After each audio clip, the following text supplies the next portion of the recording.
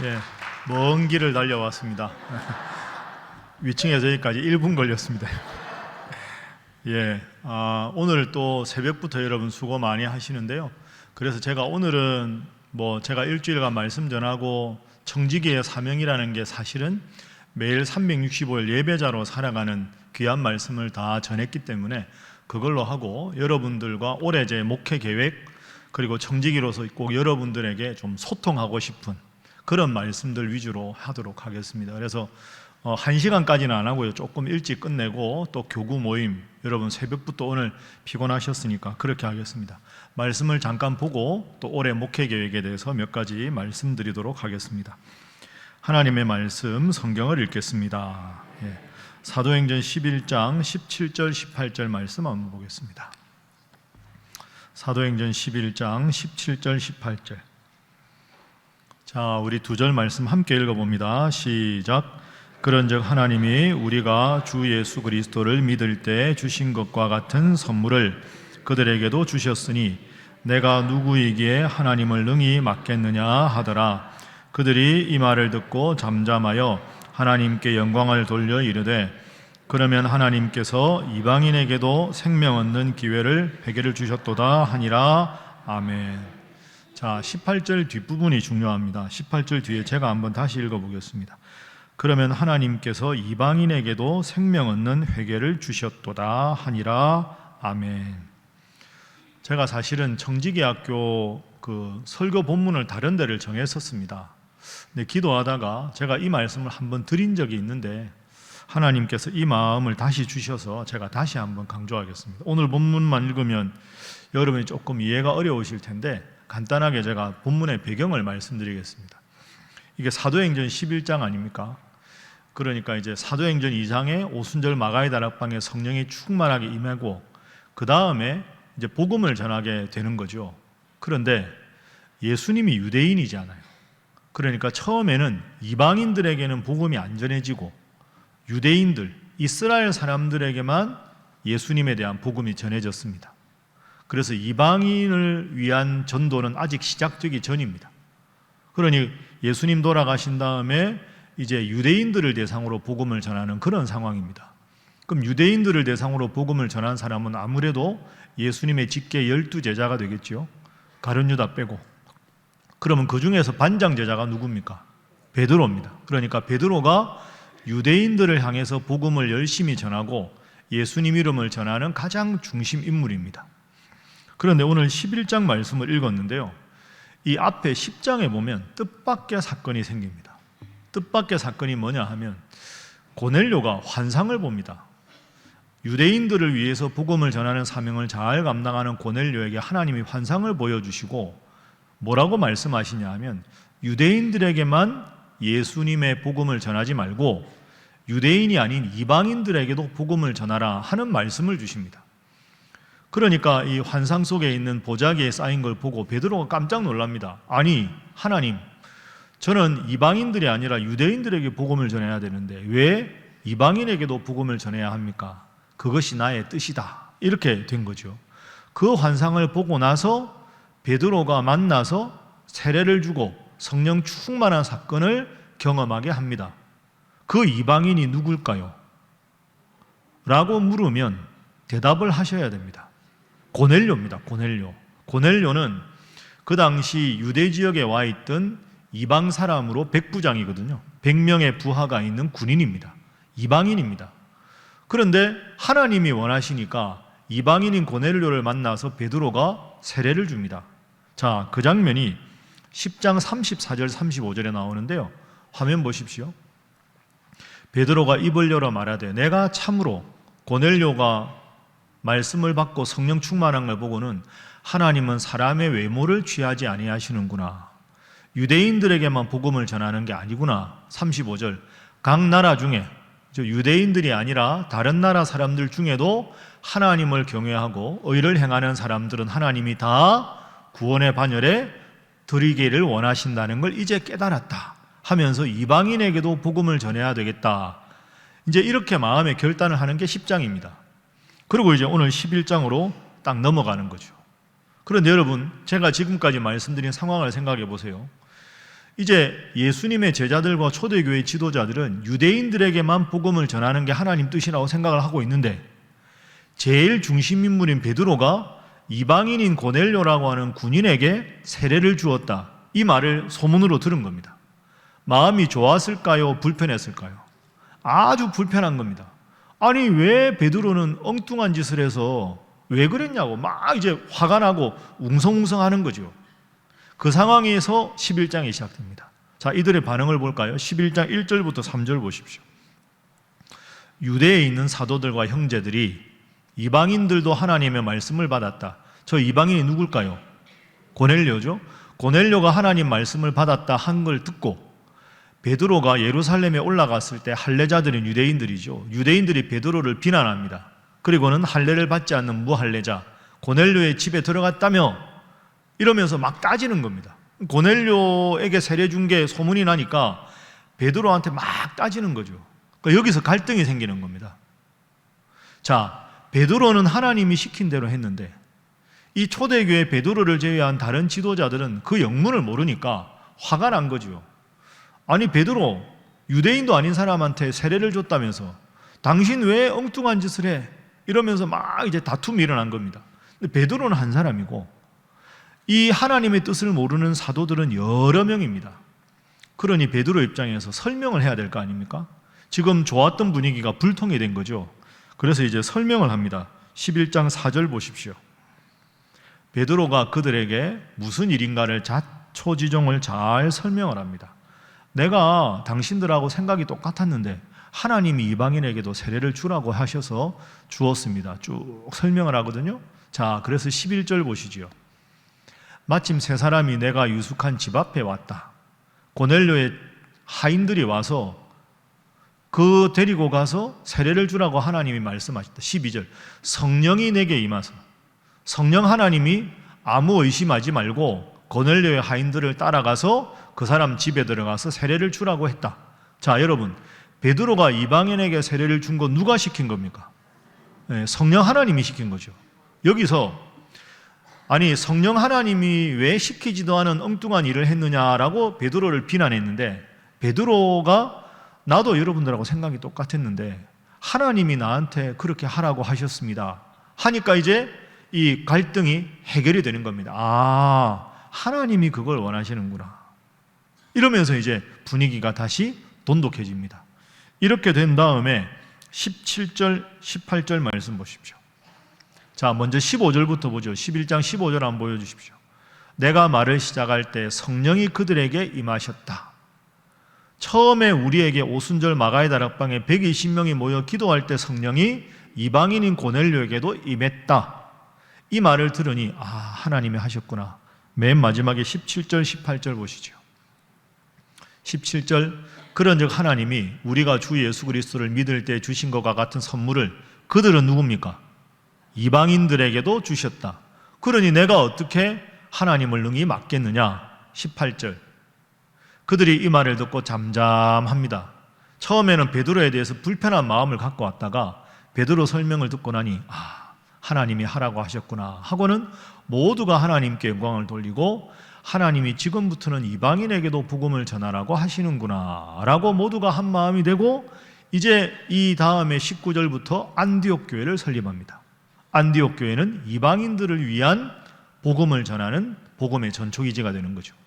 그러니까 역사상 최초의 교회는 예루살렘 교회는 이방인들이 아니라 유대인들을 위한 복음을 전하고 안디옥 교회를 세워서 지금부터 이방인들을 위한 선교를 시작합니다. 여러분, 오늘 본문에서 우리가 배워야 될 중요한 교훈이 있습니다. 하나님을 잘 믿는 성도들끼리도 영문을 모르고 하나님 뜻을 모르면 마음이 다치고 갈등이 생기고 다툼이 생길 수가 있다는 거죠. 그걸 분명히 인정해야 됩니다.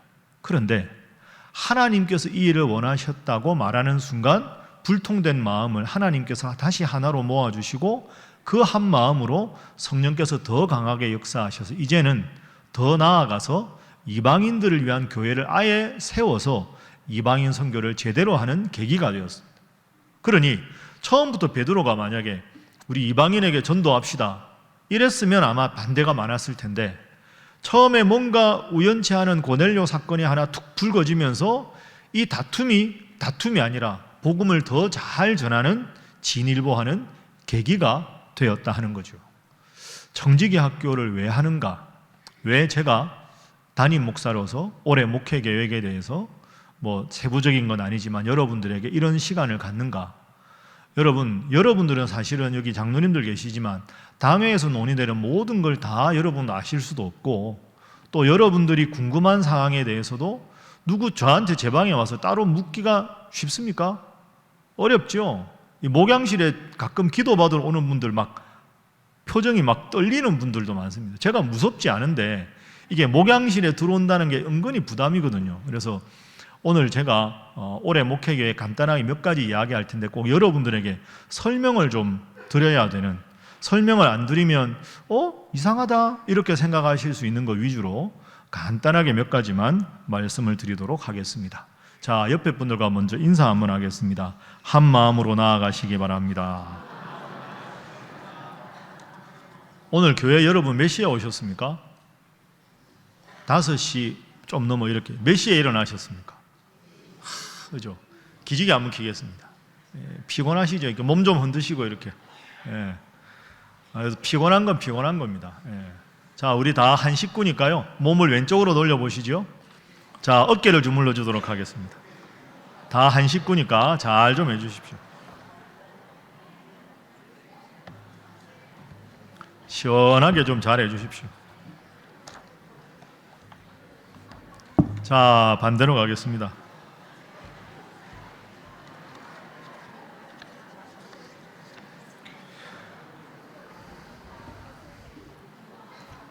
더 세게 하랍니다. 더 세게. 자, 이제 바로 앉겠습니다. 몸 좀 푸시고. 작년에 우리 교회가 80주년 행사를 했습니다. 여러분 1년 동안 참 수고 많으셨습니다. 그 어느 해보다 작년이 많이 바빴습니다. 우리 작년 잘 보내게 해주신 하나님 앞에 먼저 영광의 박수 하겠습니다.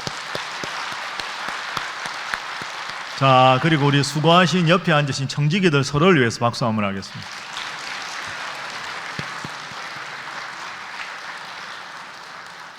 그래서 당회가 결정하기로는 올해는 작년에 너무 많이 바빴으니까 올해는 기본적으로 좀 안정적인 쭉 그런 흐름을 하자. 그래서 새로운 프로그램을 많이 하기에는 작년에 많이 했으니까 올해는 조금은 추스리고 회복하고 기본적인 것에 충실하자. 이게 이제 기본적인 당회의 방침입니다. 자, PPT 보면서 몇 가지 설명드리겠습니다. 제가 늘 말씀드린 대로 우리 신일교회는 건강한 교회, 행복한 성도입니다. 그죠? 여러분 귀에 아마 못이 박히도록 들으셨을 텐데 이건 아무리 강조해도 지나치지 않습니다. 건강한 교회, 행복한 성도, 그리고 결과 목회 방향 4가지입니다. 복음 위에 바로 서는 교회. 그래서 늘 하나님 말씀을 바르게 전하고 다음 세대, 여러분 아시죠? 우리 이쪽 지역에 특히 아이들이 많이 줄어들었지 않습니까? 제가 여러 번 말씀드렸는데 11년 전에 제가 교회에 왔을 때 한 450명, 제가 매주 통계 보면 청년부 포함해서, 그러니까 그때 교육부가 350명 이상, 370명 이랬는데 요즘에 우리 교회 교육부가 180명에서 190명 옵니다. 11년 사이에 반으로 줄었습니다. 이 반으로 줄었다는 건 교육부 선생님들과 교육자들이 수고를 안 한다는 게 아니고요. 그만큼 아이들이 많이 줄고 또 젊은 부부들이 이 동네에 유입이 돼서 그 아이들이 학교를 가야 되는데 젊은 사람들이 유입되기에는 좀 어려운 동네다. 여러 번 여러분에게 말씀드렸습니다. 그러다 보니까 서울에서 제일 인구가 적은 데가 중구고 특히 젊은 부부들이 많이 없는 그런 동네가 된 거죠. 그러니까 우리가 지금도 좋은 교회가 중요하지만 앞으로 더 좋은 교회가 되려면 어쨌든 다음 세대에 잘 격려하고 기도하고, 오늘도 많이 나왔잖아요. 청년들하고 아이들 많이 나오니까 보기 좋죠. 제가 목회해 보니까 아이들이 있어야 여러분들이 행복합니다. 성탄 축하 이런 거 하면 평소보다 엄청 많이 오죠. 하여튼 아이들이 앞에 자꾸 서야 청년들도 많이 왔지 않습니까? 토요일 날 제가 청년들한테 커피 사거든요. 특세 마지막 날. 그 맨날 목사님 물어봅니다. 목사님 커피 상한선이 얼마입니까?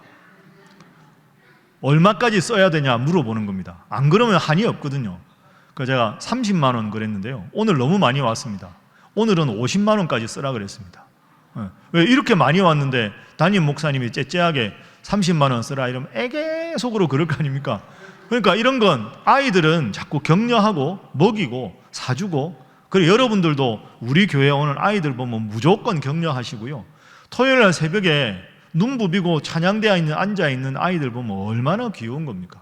교회 학교 선생님들 격려 많이 해주시고 다음 세대가 잘 돼야 됩니다. 그리고 세 번째는 다음 세대뿐 아니라 3세대가 함께, 우리 교회 80년 부흥의 주 세대가 어르신들인데 너무 다음 세대만 강조하고 그분들이 소외감을 느껴지면 안 되는 겁니다. 그래서 다음 세대도 강조하고 노년 그리고 장년, 청년 이하의 교육부가 함께 가는 이런 프로그램을 앞으로도 더 개발하는 게 필요하다. 그리고 네 번째는 지역을 잘 섬기는 교회, 앞으로도 이 네 가지를 중점적으로 목회하도록 그렇게 하겠습니다. 다음 페이지 보겠습니다. 삼위일체 하나님과 우리 신일교회는 수직적인 차원이죠. 하나님 모시기에 건강하고 예수님 안에 행복하고 성령의 충만하로 미래를 여는 교회. 그리고 우리 수평적인 차원으로 보면 교회는 하나님이 기뻐하시고 여러분들이 신일교회 성도라는 걸 자랑스럽게 여기고 또 이웃 주민들이 신일교회에 있어서 우리가 참 좋다. 그런 그 두 가지, 수직적인 세 가지 구조, 수평적인 세 가지 구조, 이게 이제 제가 늘 고민하고 기도하는 제목입니다.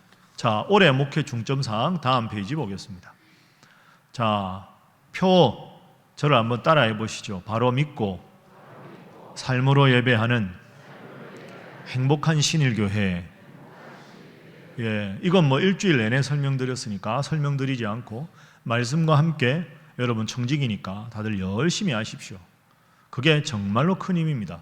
말씀 속으로 주중 프로그램 열심히 잘 하고 주말에도 이제 주일날 말씀 속으로도 양육받는 분들 하도록 하겠습니다.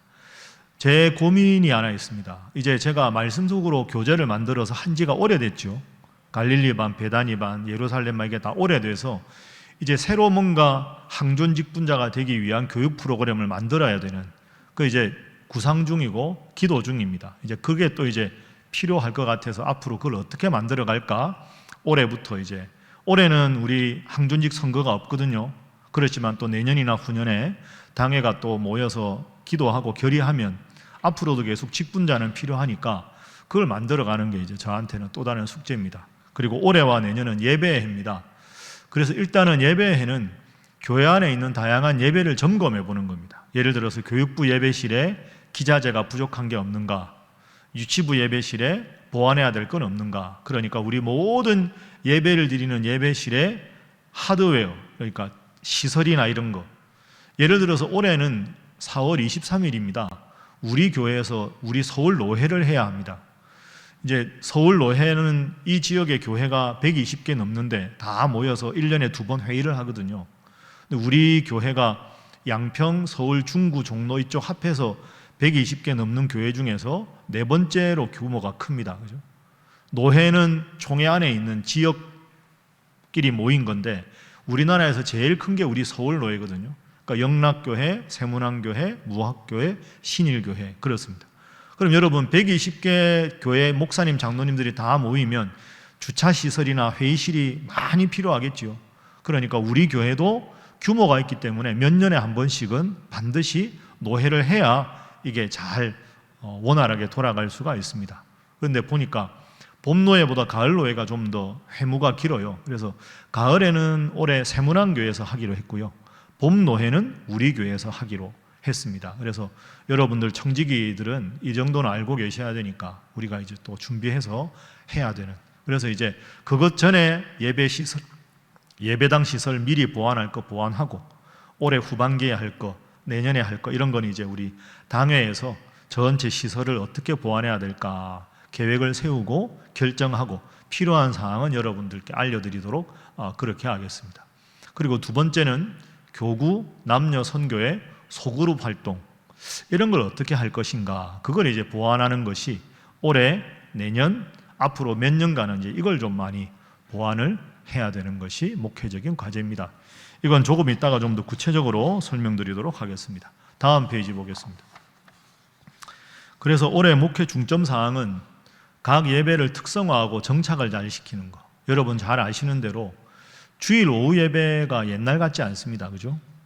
우리 교회뿐 아니라 한국 교회 전체적인 문제고, 수요 기도회도 그렇고 금요 오순절도 그렇고, 그리고 모든 집회를 다 최대한으로 다 잘하기에는 여러 가지 또 부족한 점이 있고, 그래서 1번, 2번 엮어서 각 예배를 어떻게 더 활성화시킬 것인가, 오후 예배를 어떻게 변화시킬 것인가, 변화를 어떻게 새롭게 정착시킬 것인가, 요게 이제 예배해, 이게 뭐 단시간에 해당되는 게 아니기 때문에 올해 내년 계속 기도하고 좀 정리를 하면서 보완해야 될 것 같고요. 3번, 4번 묶어서 남녀 선교회 활동 강화해야 되고, 청년부에서 3, 4, 5는 이제 잘 올라옵니다. 청년부에서 3, 4, 5 올라오는 거 잘 되고, 3, 4, 5 멤버들 중에서 여전도의 임원들이 상당히 많습니다. 그래서 이제 3, 4, 5에서 남녀 선교로 연결되는 것, 이건 제가 매년 여러분들에게 제시합니다. 앞으로 이게 청년부하고 3, 4, 5가 힘을 받아야 남녀 선교회가 앞으로 계속 갈 수 있기 때문에 앞으로도 3번, 4번 연결해서 좀 보려고 합니다. 그리고 5번 방송활동, 울릉도 선교, 초대 목사님 관련 사역은 계속하겠습니다. 조금 있다가 설명을 드리겠습니다. 자, 그 다음 페이지 보겠습니다. 올해 제가 해야 될 개인 목회 일정은 필요하면 세미나 참석하고, 그 다음에 선교 현장 방문은 필요시 하겠는데요. 지금으로 결정난 사항은 작년에 우리가 80주년에서 치앙마이에 교회를 하나 설립하려고 기초공사를 했습니다. 기억 못 하실지 모르겠는데 그 교회 이름이 뭔가요? 세타교회입니다. 세타교회, 조그마한 교회인데요. 전기도 안 들어오는 마을에 지금 예배당을 짓고 있는데 아마 4월 중순 정도에 가야 되지 않을까. 그래서 그 예배당, 작은 예배당이지만 우리가 80주년으로 지었으니까 거기에 우리 장로님들 몇 분하고 가서 그 교회 헌당 예배를, 우리 신일교회가 지은 교회 해서, 선교 현장은 지금 올해는 꼭 필요한 곳, 다른 곳은 변수가 있으니까 그곳은 봄 중에 다녀와서 여러분들께 세타교회 헌당 소식을 전하는 것, 그게 필요할 것 같습니다. 그리고 그 밑에 안식년이 있는데 저게 뭔가 싶으시죠? 좀 이따 설명하겠습니다. 초대 목사님 관련 활동은 계속하고요. 대외 활동은 제가 3월 25일부터 7일까지 장신대에서는 우리로 말하면 말씀 사경회에 해당되는 그 사경회가 있습니다. 그 주강사로 해야 돼서 올 봄에는 거기를 3일간 다녀오고, 방송설교, 성서학당은 계속하도록 하겠습니다. 안식년이라는 단어를 여러분 아마 보시고 좀 당황하셨을 텐데요. 제가 이 부분을 좀 소통을 해야 될 것 같아서 오늘 말씀 좀 드리겠습니다. 그 다음 페이지 한번 보시죠. 제가 오늘 설교할 때 잘 모르면 오해할 수 있고, 설명을 들으니까 한 마음이 됐다, 이런 말씀 드렸는데요. 제가 올해가 안식년을 가는 해입니다. 우리 교회가 속한 노회가 어느 노회라고요? 서울노회인데요. 서울노회는 규칙이라는 게 있습니다. 노회 산하 모든 교회가 따라야 하는 규칙이 있는데, 그 규칙에 보면 5조 6항의 목사회원은, 전 담임 목사를 말하는 겁니다. 담임 목사는 심후 6년 후 3개월 이상 안식년을 가진다. 그리고 설교할 목사님이 없는 양평에 있는 작은 교회 같은 경우, 예를 들어서 교인이 한 10명 정도 되고 목사님 한 분 계시고 아무도 없으면 안식년 하면 설교할 분이 없잖아요. 그러면 그분들에게는 노회가 책임지고 이웃교회 목사님을 연결해서 설교 강단, 그리고 작은 교회는 사례비를 못 드리면 사례비를 지원하는 것까지 하는 걸로 결정이 났습니다. 제 기억에 저게 아마 한 7년 정도 전일 겁니다. 그래서 여러분이 아실지 모르겠는데 저희 교회 인근에 있는 목사님들은 다 안식년을 다녀왔습니다. 6년 지나고 3개월 이상이니까요. 4개월을 가도 되고 5개월을 가도 되고 6개월을 가도 됩니다. 근데 저건 목회자가 이제 더 목회를 잘 하게 하기 위해서 좀 쉬면서 연구도 하고 회복하는 과정이 필요하다 해서 이제 강제 규정으로 내려왔었습니다. 제가 우리 교회 부임한 게 언제인지 기억하십니까? 2014년 7월에 제가 왔습니다. 그러고 나서 한 2년 있다가 저게 만들어졌거든요. 근데 여러분 아시는 대로 저는 안식년을 그동안에 가지 않았습니다. 저는 개인적으로 지금도 제가 사실 마음이 조금 죄송하거든요. 저는 제 신상에 관한 걸로 성도들에게 말하는 걸 사실 별로 안 좋아합니다. 제가 알아서 해야 될 건 알아서 해야 되는데, 문제는 우리 교회가 앞서 말씀드린 대로 규모도 있고, 그러니까 이제 이렇게 되는 겁니다. 몇 년 지나고 나서 보니까, 아니 저 신일교회 목사님은 안식년 왜 안 가냐?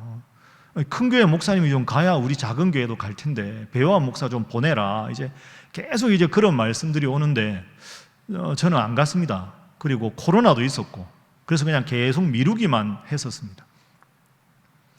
그래서 이제 문제는 저기 보면 노회는 필요시 강단을 지원한다고 되어 있는데 저걸 맡은 노회 부서가 있습니다. 그게 목회지원실입니다. 제 의사와 관계없이 목회지원실장이 접니다. 이건 돌아가면서 맡는 거거든요. 제가 10년쯤 되니까 그걸 저를 맡기신 겁니다. 그러니까 안식년 시행 안 하는 교회 연락해서 6년 지났으니까 안식년 하시라 이렇게 공문 보내고 안식년 받아서 작은 교회는 강사 지원하고 이 일의 책임자가 제가 되었습니다. 근데 문제는 책임자인 저는 안식년을 안 갔던 거죠. 그래서 작년 가을까지 10월까지 제가 그걸 했었습니다. 그러다 보니까 노회에서도 노회 임원분들도 배 목사님도 한번 가라. 목회지원 실장이 이걸 안 가고 가라고 하는 건 좀 그렇다. 이제 여러 가지 그런 상황상 제가 한 번은 가야 되겠다 싶어서 이제 안식년을 가게 되었습니다. 그리고 정책당회 때 장로님들이 이런 상황을 다 아시니까 흔쾌히 목사님 다녀오십시오라고 결정을 했습니다. 그래서 구체적인 시행계획 밑에 보시면 3개월 이상인데요. 3개월 미만으로 가면 법에 걸립니다. 그러니 3개월 이상을 가긴 가야 되는데 저는 제 생각상 저는 오래 가기는 5개월, 6개월 가기는 좀 힘들 것 같고요. 그래서 3개월 조금 넘게 하려고 그렇게 당의 허락을 받았습니다. 그래서 제가 내일이 11일이죠. 18일 주일까지 설교하고 한 달 정도 설 지나고 2월 22일 날 다시 주일 설교로 복귀하려고 합니다. 연초부터 이렇게 갈까 했는데요. 그건 연초가 바쁘지 않습니까? 이게 크리스마스, 송구영신, 특별 새벽기도까지는 끝내야 제가 덜 죄송할 것 같아서 끝내고 주일 지나고 월, 화, 수는 새로 오신 목사님들이 있으니까 교역자 수련회를 갑니다. 그러니까 11일 주일 지나고 12, 3, 4 갔다 와서 팀워크를 다지고 제가 없는 동안 잘 하기로 고기도 좀 사주고 이렇게 좀 부목사님들 이렇게 화이팅을 좀 시켜놓고 18일 날 설교하고 이제 가려고 합니다. 그래서 한 달 정도 하고 두 번째는 안식년을 가긴 가야 되면 제가 없어도 제일 표가 안 날 때 가는 게 제가 덜 죄송할 것 같아서 3, 4, 5월은 바쁘고 90, 11월 바쁘니까 여름에는 이제 성경학교 행사 있으니까 그때 가는 게 좋겠다 싶어서 5월 달이 또 바쁘거든요. 어린이 주일, 어버이 주일, 온세대 예배 다 있으니까 하고 6월 중순쯤에 가서 8월 중순까지 그렇게 하면 3개월 정도를 맞출 수 있을 것 같다. 장로님들은 목사님 오랜만에 쉬시는 거 3개월 내리 쉬십시오라고 말씀하셨는데 그렇게 말씀하시는 장로님 마음은 감사하게 받겠지만 제가 여러분들은 청직이지만 솔직히 이런 마음이 있습니다. 목사님은 수고했다고 쉬는데 우리는 평생 가도 못 쉬는 분들 솔직히 많이 계시지 않습니까? 제가 그런 분들 앞에서 안식년을 한다고 말하기가 어렵습니다. 그래서 제가 안식년을 못 간 겁니다. 제가 교회 오기 바로 전에요. 2014년 7월에 왔는데 사실은 2014년 9월부터 안식학기였습니다. 그러니까 6개월 쉬게 미국의 학교 다 계약 끝냈는데 우리 교회 오느라고 못 쉬고 왔거든요. 죄송한데 목사가 할 말은 아닌데 저는 쉴 팔자가 아닙니다. 그러니까 열심히 하되 이 안식년은 그렇게 해서 사용하겠다. 여러분들이 널리 양해해 주시기 바랍니다. 아시겠죠? 기분 나쁘십니까? 그 다음 페이지 보겠습니다. 그래서 제가 안식년이라는 표현보다는 영구월, 영구년으로 하겠다 이렇게 말씀을 드리겠습니다. 그래서 그냥 푹 쉰다 이렇게 생각하지 않고 이제 해야 될 일은 영적으로 재충전을 좀 하고 교회 중장기 발전 계획을 좀 모색해야 될 것 같습니다. 여러분 지금 보세요. 한국 교회나 우리 교회나 다 가지고 있는 문제가 옛날처럼 구역이 잘 안 됩니다. 남녀 성교회가 옛날 같지 않지요. 그러다 보니까 주일 오후 예배가 잘 안 됩니다. 수요 기도회가 안 됩니다. 이건 모든 교회가 갖고 있는 문제입니다. 이걸 어떻게 해결해야 될까요? 그냥 세워라 내워라 갈 수 없잖아요. 그런데 요즘에 교회들이 소그룹을 하는 교회가 많습니다. 그런데 문제는 소그룹을 하는 교회는 교구도 폐지하고 구역도 폐지합니다. 제가 아는 모델 중에 교구 모임도 있고 구역 모임도 있는데 소그룹이 있는 교회 두 개를 병행하면서 잘 되는 교회는 아직까지 없습니다. 없다는 말은 분당이나 일산처럼 개척을 새로 해서 처음부터 우리는 구역 안 한다 하고 시작한 교회는 소그룹이 잘 되는데, 우리 교회처럼 역사가 80년 됐는데 구역도 하고 교구도 하고 소그룹도 다 되는 교회는 몇 개 없습니다. 소그룹에 속한 사람들은 좋다고 하겠지만 이 소그룹이 많지가 않습니다.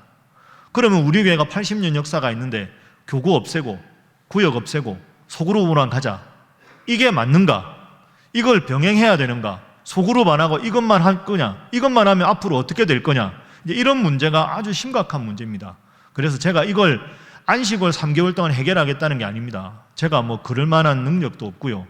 그래서 주일 오후 예배, 그 다음에 교구, 그 다음에 신앙 소그룹, 이런 걸 어떻게 좀 잘하는 교회들이 어디가 있는가 사례도 좀 살펴보고, 그래서 여러분 올해 우리 교회가 확 바뀌겠다는 게 아니고요, 어떤 방향으로 나가야 될지 제가 안식월 겨울에 1달, 여름에 2달 그런 교회도 가보고 조언도 얻어보고 책도 보고 공부도 좀 해서 당회가 하나하나 여러분들 의견도 수렴하고, 아까 보셨죠? 남녀 선교의 연령 문제, 권사회 연령 문제, 335가 연결된 문제, 이 문제가 오후 예배하고 연결되고 오후 예배가 교구하고 구역하고 다 연결되어 있거든요. 그러니까 이런 문제를 앞으로 우리 교회가 어떤 방향을 잡고 가야 할까, 그것에 대해서 한번 가능하면 올해 안식월 동안에 좀 연구를 해야 되겠다. 근데 거듭 말씀드리지만 이게 쉬웠으면 몇 달 만에 바꿀 텐데 그런 문제가 아닙니다. 그래서 일단은 제가 큰 그림을 좀 잡고 당에 협의하고 필요하면 여러분들 남녀 선교 임원들도 만나고 여러분들 의견도 들어가면서 올해, 내년은 아니지만 점차적으로 순리대로 바꾸어 가도록, 그게 이제 두 번째 중장기 발전 계획안, 그것과 연관해서 좀 앞으로 우리 교회가 앞으로 어떻게 가야 될까, 그걸 좀 하려고 합니다. 그리고 성서학당 녹화는 이번 겨울에도 계속 해야 됩니다. 제가 월요일 날 오전에 하는데요, 그거 준비하는 게 또 만만치가 않습니다. 그거 열심히 하고 충전하고 회복하도록 그렇게 하겠습니다. 성서학당에 대해서도 궁금해하시는 분이 많은데요, 사역 관련 두 번째 마지막 보겠습니다. 이지들 목사님, 초대 목사님에 관한 것과 성서학당에 관한 것 두 가지만 여러분들 궁금해하시니까 말씀드리겠습니다. 작년에 우리 교회가 80주년 기념 특별 헌금을 했었습니다. 그 헌금 중에 3억 원 정도는 우리 교회 여러 행사를 위해서 쓰고, 처음에 제가 작년 초에 여러분에게 약속한 게 1억 원은 울릉도 선교 기금으로 하고 1억 원은 이일선 목사님 디지털 아카이브로 한다, 이렇게 두 개로 말씀드렸습니다. 근데 그렇게 한 대로 여러분들이 잘 은혜로 호응을 해주셔서 헌금이 그렇게 잘 들어왔습니다. 그러면 울릉도 사역이 지금 어떻게 되는가 궁금해 하실 텐데요, 울릉도 사역은 하루아침에 될 수 있는 게 아닙니다. 그죠? 그래서 지금 우리 초대 목사님이 활동한 울릉도 지역에 울릉도의 그 군수, 울릉군 의회, 그 다음에 포항과 울릉도 기독교 지도자들끼리 매월 만납니다. 그래서 울릉도를 앞으로 성지로 개발하자, 기독교 성지로 만들자, 여기까지는 결정이 났습니다. 그러면 울릉도의 기독교 성지로 만든다고 할 때 상징적인 인물이 누구냐 할 때 두 분입니다. 울릉도에 복음 전하다가 돌아가신 준학서 목사님이라고 순교자 한 분이 계시고요, 그 다음에 그분보다 더 중요한 게 이일선 목사님이다. 이게 울릉군의 공식 입장입니다.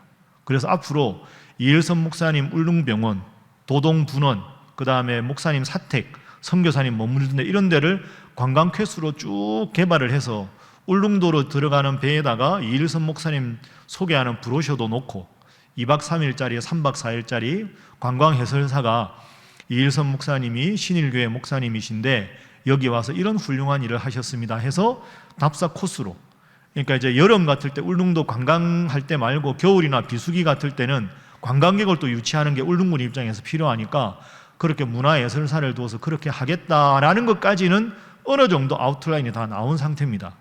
그러면 예산을 들여서 집행을 하려면 울릉군에 조례가 필요합니다. 그런 걸 하자는 기본적인 법령이 필요하겠죠. 조례 만드는 것까지가 지금 되고 있는 과정입니다. 근데 예를 들어서 여러분, 조례가 만들어져서 뭔가 기념관을 만든다, 뭘 행사를 한다고 하면 우리 교회 목사님이니까 우리가 재정의 일부를 지원해야 될 거 아닙니까? 그걸 위한 시드머니로 우리가 1억 원을 지금 해놓은 겁니다. 그런데 제가 1억 원을 우리 교회가 조성했다는 건 그쪽 모이는 멤버들한테 아무도한테 말씀을 드리지 않았습니다. 왜냐하면 1억이 우리 입장에서는 큰 돈인데요. 지금 어떤 일이 벌어지냐 하면 이일선 목사님 계시던 사적지를 그렇게 하려고 한다는 계획이 싹 알려지자 그 흔적이 없고 지금은 거기 식당도 있고 병원 하던 데가 분원이 식당터가 되고 호텔도 하고 이러니까 야 이거 가만히 묶어 놓어 있으면 돈이 되겠다. 울릉군에서 매입하면. 이래서 관광지를 개발하려면 터를 매입을 해야 되는데 터를 매입을 하겠다는 의사를 군에서 조금 보이자 이 주민들이 가지고 있는 분들이 스톱 하고는 딱 재산권을 행사하고 있는 상황입니다. 그러니 이 일이 여러분들 보기에는 아니 목사님 분명히 울릉도 뭐 한다 그랬는데 왜 가만히 계신가 하는 것이 이런 상황이다. 그리고 울릉도에 가면 제일 큰 교회가 동광교회라는 데가 있습니다. 거기 가면 울릉도 독도 기독교 선교 100주년 기념관을 아주 잘 지었습니다. 우리 교단에서 제일 큰 교회거든요. 거기에 가보면요 아주 그 선교 기념관이 흐름합니다. 죄송한데 제가 보기에 그 벽면에 이일선 목사님 기념 섹션을 만들기에 충분한 공간이 있습니다. 근데 제가 그걸 먼저 제안하지 않았습니다. 왜? 그걸 제가 먼저 제안하는 순간 그러면 신일교회에서 후원해라 이렇게 나올 게 뻔하지요. 그러니 작전상 제 머릿속에는 있지만 그 말은 안 하고 있는 겁니다. 그러면 그쪽에서 이거 합시다. 그럼 울릉 군비로 얼마 합시다. 울릉군 기독교연합회에서 얼마 합시다. 이렇게 하는데 아유 이렇게 하다 보니 신일교회도 뭐 좀 해야 되지 않겠습니까? 이렇게 될 때 예 그렇군요. 그러면 당에 가서 장로님들과 협의해 보겠습니다 하고 여러분이 피땀 흘려 낸 헌금인데 1억 원을 선뜻 처음부터 하는 것이 그분들 보기에는 멋있어 보이지만 헌금은 그렇게 쓰는 게 아닙니다. 그러니까 관과 교회가 함께 하는 일이니까 하게는 하되 언제 어떻게 우리가 기금을 출연하는 것이 지혜로운 방식인가 그건 이제 봐야 돼요. 그러면 기념 코스 만드는 거, 문화해설사 양성하는 거, 기념관에 이일선 목사님 거 전시하는 거, 그 외 여러 가지 사역을 하기 위해서 기본적으로 작년 80주년일 때 1억 원 정도를 우리 교인 헌금해서 가지고 있다가 가장 필요하고 가장 적절할 때 그걸 사용해야 되겠다라고 지금 그걸 재정위원회에서 가지고 있는 그런 상태입니다. 그래서 이 일은 여러분들이 당에 맡겨주시면 제가 알아서 이걸 잘 보고 기분 좋은 이게 아니라 꼭 재정이 우리 교회 재정이 필요할 때 잘 사용하도록 그렇게 하고요. 이일선 목사님 디지털 아카이브는 쉽게 말하면 목사님 옛날에 쓰신 설교 그 다음에 어디 강연문 이런 걸 다 지금 한자로 된 거나 흘려 쓴 거를 한글로 다 디지털로 만들고 있습니다.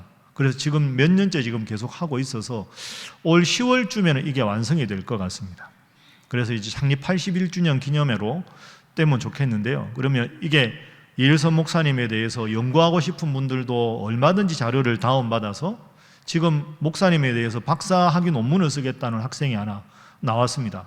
제 학교 다닐 때 신학교 제자인데 그 친구가 이제 자기는 이일선 목사님 논문 쓰겠다. 그럼 계속 써라. 이제 그렇게도 나오고 그러니까 교수님들도 연구자를 위해서도 이제 아카이브라는 말은 기록 이런 겁니다. 그러니까 흘려 쓴 걸 컴퓨터로 타자를 터서 디지털로 기록물, 보관소를 우리 교회가 만드는 거죠.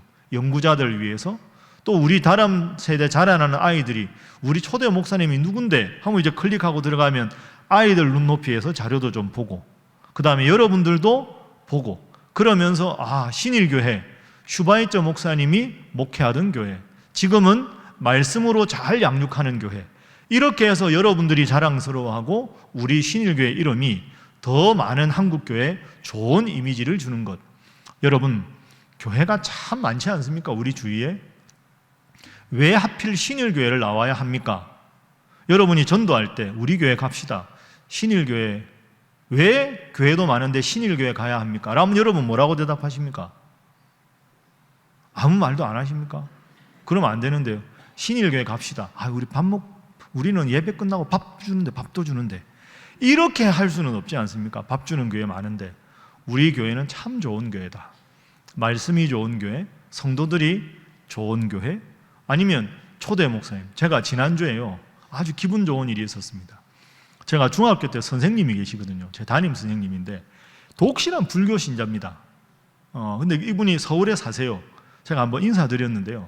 이분이 이제 친구들끼리 만나다가 우연히 독실한 불교 신자니까 제가 성경책도 선물하고 있는데 아직 안 돌아오시거든요.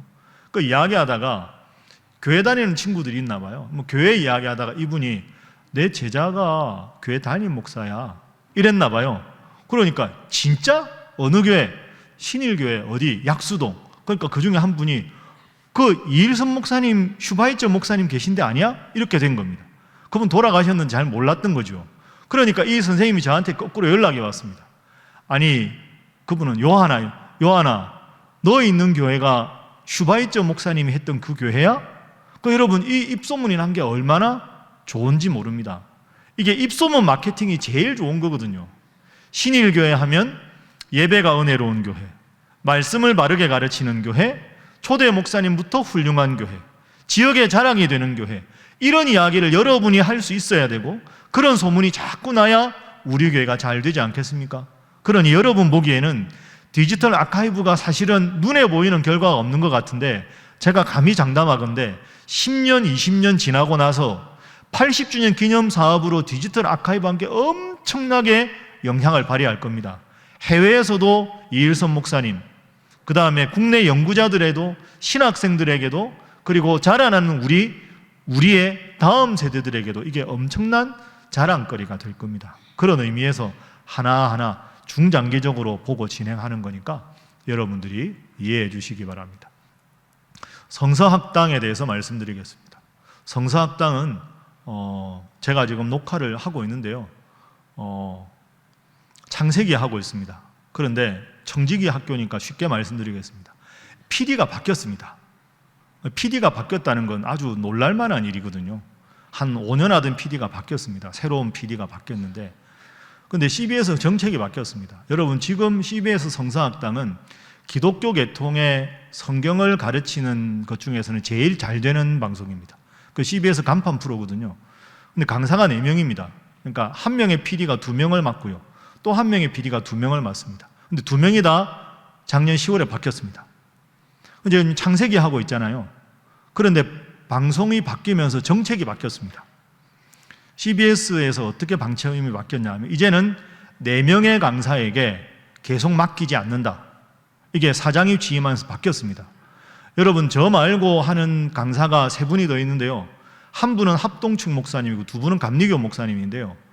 이 목사님 중에 한 분은 15년째 하고 있고요. 한 분은 11년째 하고 있습니다. 은퇴하셨는데도 지금도 계속 합니다.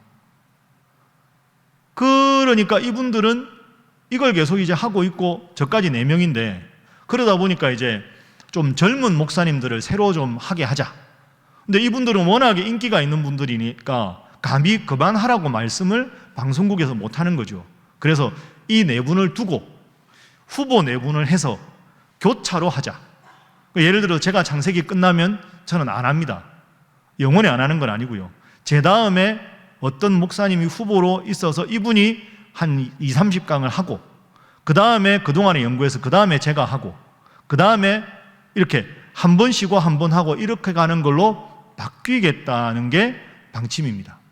그래서 제가 겨울 내내 녹화를 하고 아마 제 생각에는 한 5, 6월 정도까지 창세기 방송하고는 제가 쉴 겁니다.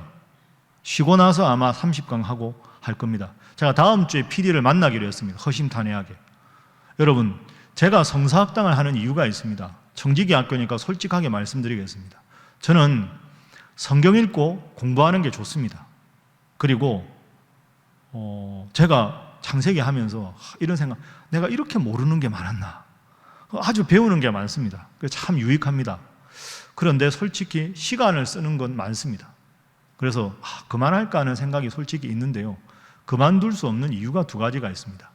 첫 번째는 우리 교회에 오는 분들 중에 성서학당에 오는 분이 은근히 많습니다. 새로 와서 이렇게 계단 밑에서 인사하면 목사님 성서학당 보고 왔습니다. 이런 분이 상당히 많습니다. 그리고 여러분 아마 아실 텐데요. 제가 어디 가면 저를 알아보시는 분이 많습니다. 성서학당 하시는 분이죠. 그래서 그것 때문에 여러분 우리 교회 홈페이지에 유튜브에 조회수를 보면 제가 성서학당 한 다음에 설교 클릭 횟수가 엄청나게 많아졌습니다. 그게 성사학당의 효과입니다. 그리고 우리 교회를 챗GPT 같은 데 넣어봅니다. 예를 들어서 제가 부임하고 중구의 인구 변화, 한국 기독교 위상 변화 다 넣어가지고 그러면 신일교회가 지금 몇 명쯤 모이는 게 정확한 통계냐 물어보면 챗GPT한테 물어보면 제가 올 때 1730명이었으니까요, 작년이. 1350명 정도 나오면 한국교회 평균입니다가 챗GPT의 정확한 대답입니다. 근데 우리 교회가 지난주에 1760명 나왔습니다. 그 별로 변함이 없죠. 아까 말하는데 교회 학교가 줄어들었는데 첫 번째는 하나님 은혜고요. 두 번째는 여러분들의 헌신입니다. 그리고 그 다음에 플러스 생각하면 우리 교회에 대한 좋은 이미지가 점점 생겨나는 거죠. 저분 강의하는 거 보니까 나는 신일교회 가서 예배드리고 싶다. 이런 분들이 은근히 많습니다. 그리고 복음에 대해서 실족하다가 우리 교회 홈페이지 들어와서 말씀도 듣고 이렇게 하면서 다시 교회에 관심이 있는 분들이 많습니다. 목사 입장에서 제일 좋은 건 우리 신일교회가 좋은 교회로 이미지가 되고 복음에 실족한 사람들이 많이 우리 교회로 와서 함께 믿음 생활하는 것, 그것보다 좋은 게 없습니다. 그걸 위해서 제가 뭐 돈을 출연하는 것도 아니고 우리 교회 헌금을 드리는 게 성사학당 위에 하는 것도 아닌데 그런 효과가 있는 거라면 이건 의미가 있다, 이런 생각이 들고요. 두 번째는 제가 한번 이 말씀 드렸는데요. 여러분, 제가 올해 나이가 이제 앞으로 목회가 신일교회 하면 14년, 15년 남았지 않습니까? 이제 오라는 데 많습니다. 설교가 아니고요. 단체에 오라는 데가 많습니다. 무슨 단체, 무슨 선교회, 무슨 이사회. 제가 만약에 그 직함을 거절 안 하고 다 했으면 지금 아마 100개는 할 겁니다, 지금. 그러면 그 이사를 왜 시킵니까? 시키니까 헌금도 해야 되고 후원금도 해야 되고. 근데 여러분, 제가 그걸 너무 거절을 하면 저는 건방진 목사가 됩니다. 아니, 그 신일교회 배요한 목사 교만해가지고 말이야, 그거 좀 하라니까 안 한다고. 그분들 입장에서 하나인데 저한테는 수십 개 아닙니까? 근데 그런 거 쫓아다니기 시작하면 목사가 맨날 회의하고 어디 가고 이러다 보면 제가 교회를 비우게 되겠지요. 자주. 제가 자주 비우면 좋겠습니까? 안 좋지요. 제가 합법적으로 거짓말 안 하고 핑계를 낼 수 있는 방법은 죄송합니다, 제가 신학교 강의해야 됩니다. 신학교 강의는 맨날 하는 건데 뭘, 죄송합니다, 성사학당 안 보셨습니까? 제가 성사학당 강의하느라서요.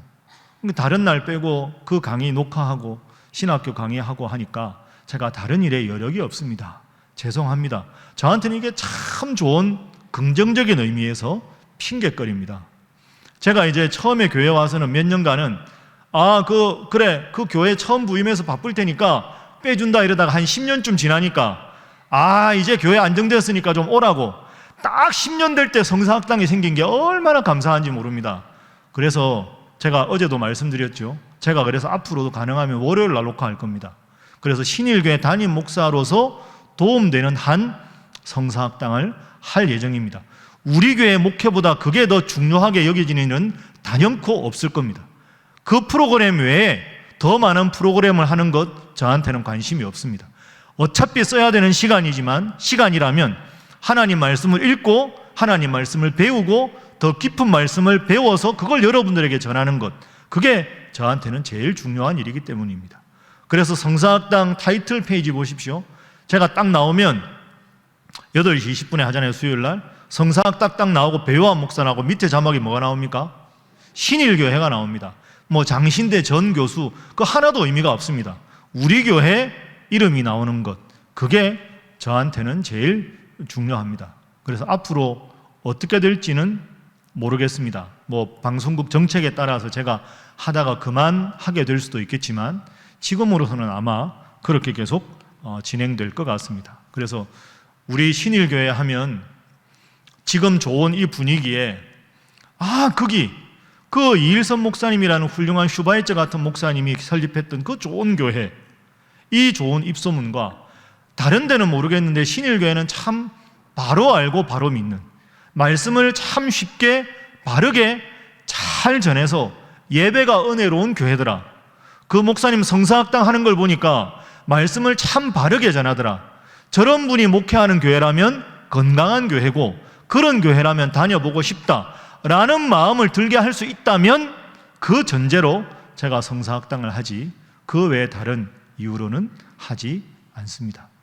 다행인 건요, 아까 말씀드린 15년, 16년 이렇게 했는데 지금 현재 보면 석사학당 이게 하고 싶은 강사 리스트가 이만큼 있습니다. 수십 명입니다. 근데 그 중에 제가 하게 된 것도 감사하고요. 제가 지금 시청률 조회수 1위입니다. 1위.